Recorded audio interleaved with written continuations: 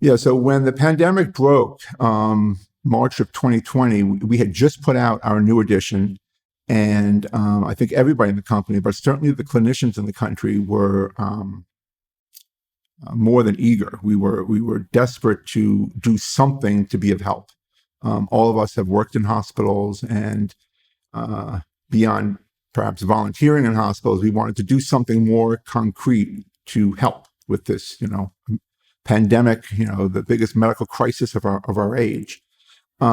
So what do we do? We make guidelines, and actually, as it turns out, a guideline in this area would be very useful, because one of the elements of the crisis was lack of hospital capacity, where hospitals were actually at full capacity, literally had nowhere to put patients. We're running out of ventilators, running out of staff, beds, that sort of thing. So our sweet spot of utilization management and trying to help decide who needs to be in a hospital, who doesn't, that type of advice would be very timely and very useful.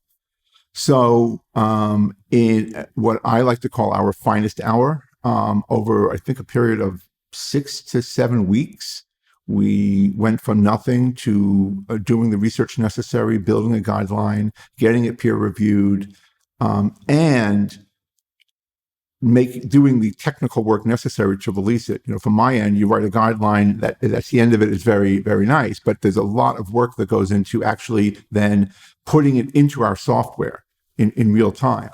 And the company's decision to do that on a free of charge basis, meaning anybody can access this guideline, whether they license MCG or not, was necessary and I think appropriate, but was also an element of our finest hour. I mean, here, the last thing we wanted to do was appear to be profiting from this crisis. The guideline we wrote was actually not a COVID guideline per se. It was an acute viral illness guideline. And that was partially because, we'd also like to have a guideline that covers influenza and some other infections. So, why not? And at the time we were writing this, there was very little detailed information about this new disease. So in terms of a evidence base, we were going a lot off of, it's a acute respiratory viral illness. Let's build a guideline that speaks to acute respiratory viral illnesses, and let's hope that we're barking up the right tree. So it was an acute viral illness guideline, and the reception we got was that it was helpful. I mean, we were waiting with bated breath. Would this be helpful? Would it be useful? Is it at all timely? And as it turns out, it was, which was very gratifying. As it turns out, now we've actually come full circle, that we have, for the next edition, we're actually we're splitting out COVID from the acute viral illness guideline. So now that there's more of a literature, there's more data sets available, we have more data to speak to. We are now creating a separate COVID guideline, adult, pediatric, and observation care, and hospital at home, for both acute viral illness and COVID illnesses. I should have mentioned, one of the other benefits of what we tried to offer in the guideline was data.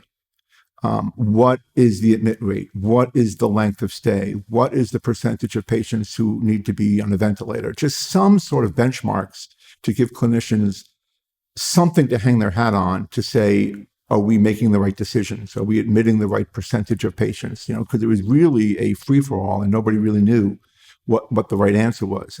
There were lessons learned by the whole medical community over the years. So our new COVID guideline will have much more COVID-specific detail in terms of indications, but also the data will be much richer in the COVID realm specifically.